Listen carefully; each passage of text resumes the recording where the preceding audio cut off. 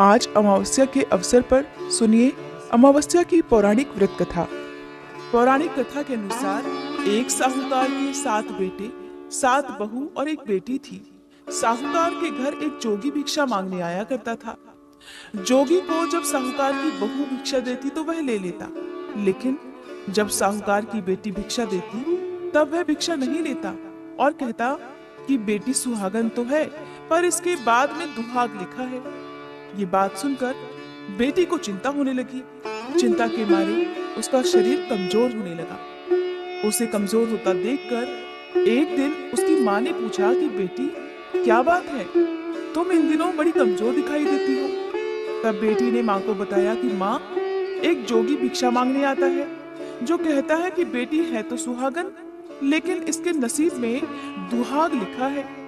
ये बात सुनकर उसकी माँ ने कहा कि अच्छा, तुम परेशान मत हो, मैं कल सुनूंगी। अगले दिन जब जोगी भिक्षा लेने आया तो उसकी माँ दरवाजे के पीछे छुपकर बैठ गई। जब बेटी भिक्षा देने लगी तो जोगी ने फिर से वही बात बोली। जोगी की बात सुनते ही दरवाजे के पीछे छुपी माँ बाहर निकल आई और बोली, जोगी महाराज, एक तो हम तुम्हें भिक्षा देते हैं और ऊपर से तुम हमें गालियां देते हो।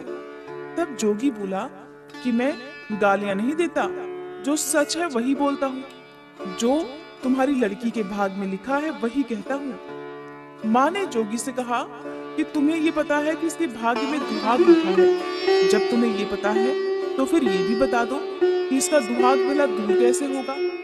तब जोगी कहने लगा कि 7 समुंदर पार एक धोबन रहती है जो अमावस्या का व्रत रखती है। अगर वह आकर अपना फल दे दे तो इसका निवारण हो सकता है, नहीं तो विवाह होते ही इसके पति को सांप डस लेगा। जोगी की बात सुनकर माँ बहुत परेशान हुई और रोने लगी और तब वह उस धोबन की तलाश में जाने लगी। चलते चलते रास्ते में तेज धूप पड़ने लगी तो साहूकारनी एक पीपल के पेड़ की छांव में बैठ गई। उस पीपल के पेड़ में एक गरुड़ पक्षी का घोंसला था जिसमें गरुड़ का छोटा बच्चा था। साहूकारनी ने देखा कि घोंसले के पास एक सांप जा रहा है तो उसने उस गरुड़ के बच्चे को बचाने के लिए सांप को मारकर ढाल के नीचे रख दिया। जब गरुड़ और पंखनी आए तो घोंसले के पास खून देखकर क्रोधित हो गए और साहूकारनी को चोंच मारने लगे। तब साहूकारनी बोली, मैंने तुम्हारे बच्चों को नहीं मारा है, बल्कि मैंने तो तुम्हारे बच्चों की जान बचाई है। ये सांप तो तुम्हारे बच्चों को डसने ही वाला था, तो मैंने इसे मारकर गिरा दिया। गरुड़ ने सांप की ओर देखा तो कहा, अच्छा, तो तुमने हमारे बच्चे की जान बचाई है, अब तुम्हें जो भी मांगना है वो मांग लो।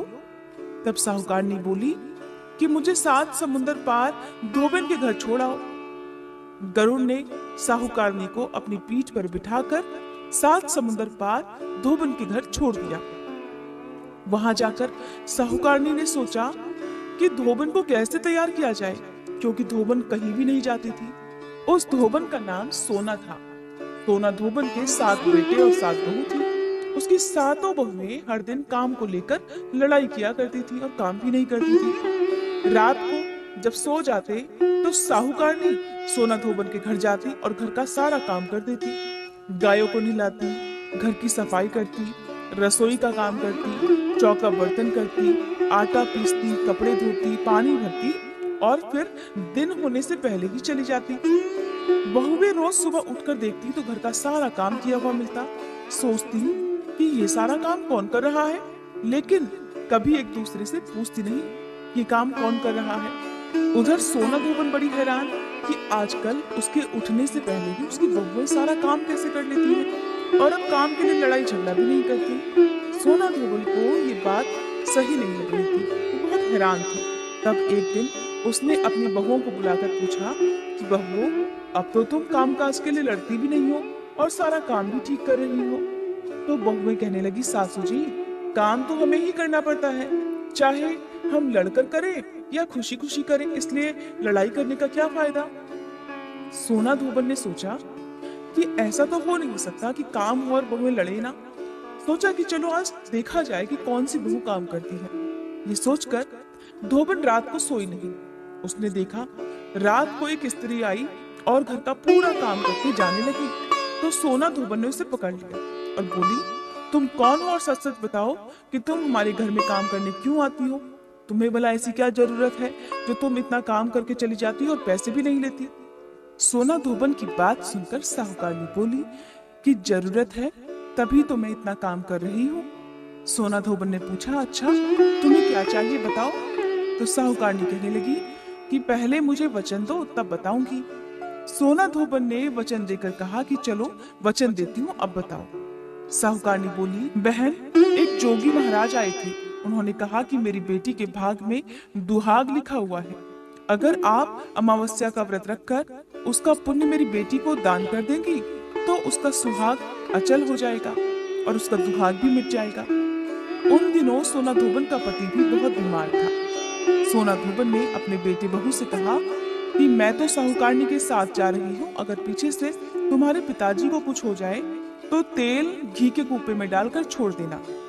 फिर दोनों साहूकारनी के घर चलने लगी। साहूकारनी की बेटी का ब्याह होने लगा। दूल्हा फेरों में बैठ गया।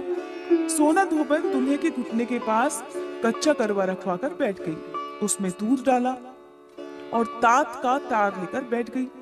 थोड़ी देर बाद सांप दूल्हे को डसने के लिए आया तो सोना धोबन ने करवा आगे रखा और तार से बांध दिया, लेकिन दूल्हा डर के मारे मर गया। तब सोना धोबन ने टीके में से रोली निकाली, मांग में से सिंदूर निकाला और आंख में से काजल निकालकर मेहंदी निकालकर छोटी उंगली से छींटे मारे और कहने लगी, आज तक मैंने जितनी भी अमावस्या के व्रत रखे हैं उन सब का फल साहूकार की बेटी को लग जाए। आगे मैं जो भी अमावस्या का व्रत रखूं वो मेरे बेटे को लगे और दूसरा मेरे पति को लगे। इतना कहते ही दूल्हा जिंदा हो गया और सभी सोना धोबन की और अमावस माता की जय जयकार बोलने लगे। सोना धोबन जब वापस जाने लगी तो साहूकारनी बोली कि तुमने मेरे जवाई को नया जीवन दान दिया है बहन, इसलिए तुम भी कुछ मांगो। तो वह बोली कि मुझे कुछ नहीं चाहिए, सिर्फ एक हांडी दे दो। तो वह हांडी लेकर चलने लगी। रास्ते में चलते चलते अमावस्या का दिन आया तो हांडी को 108 परिक्रमा लगाकर पीपल के पेड़ के नीचे गाड़ कर वो घर आ गई। घर आकर देखा तो उसका पति मरा हुआ तेल और घी के कुएं में पड़ा हुआ है। तब उसने टीका में से रोली निकाली, मांग में से सिंदूर निकाला, कोया में से काजल निकाला और मेहंदी निकालकर चिटकी अंगुली से छींटे दे दिए और कहने लगी, मैंने रास्ते में पड़ने वाली अमावस्या का व्रत अगर सच्चे मन से किया हो तो उसका फल मेरे पति को लग जाए। ऐसा कहते ही उसका पति उठकर बैठ गया। तब तो हर तरफ सोना धोबन की जय जयकार होने लगी। साथ ही सबने मिलकर अमावस माता की जय बोली और उसके बाद से सोना धोबन की बहुओं ने भी अमावस्या का व्रत रखना प्रारंभ कर दिया। इस प्रकार अमावस्या का व्रत जो भी सुहागिन महिला रखती है उनके सुहाग को लंबी आयु प्रदान होती है। सुहाग पर आया हुआ सारा संकट भी दूर हो जाता है। प्रेम से बोलिए अमावस माता की जय।